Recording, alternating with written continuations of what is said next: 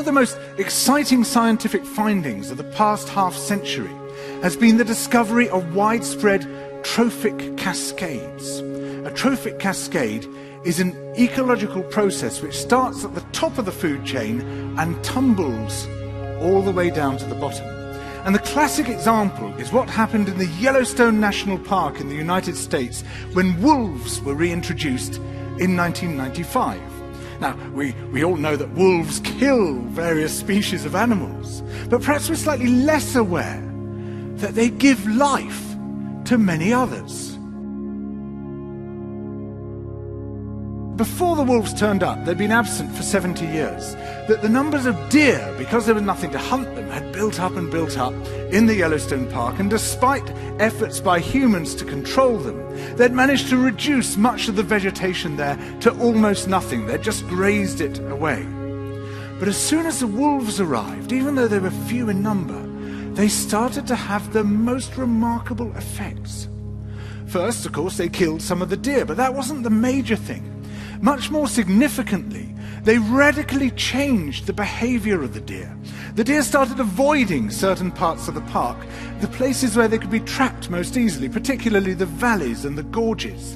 And immediately those places started to regenerate. In some areas, the height of the trees quintupled in just 6 years.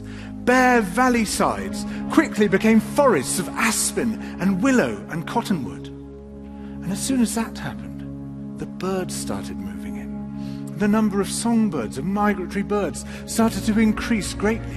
The number of beavers started to increase because beavers like to eat the trees. And beavers, like wolves, are ecosystem engineers. They create niches for other species.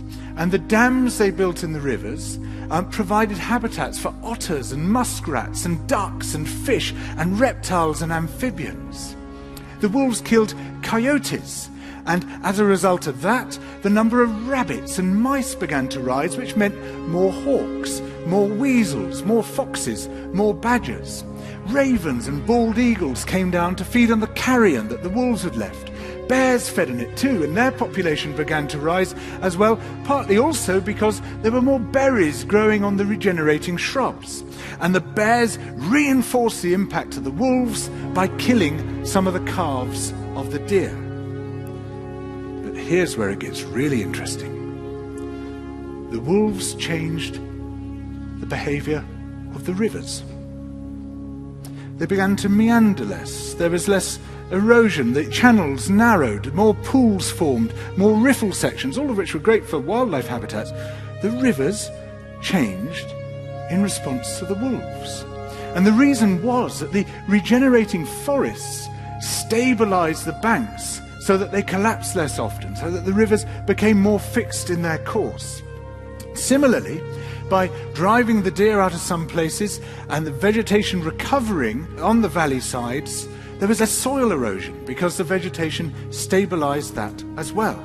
So the wolves, small in number, transformed not just the ecosystem of the Yellowstone National Park, this huge area of land, but also its physical geography.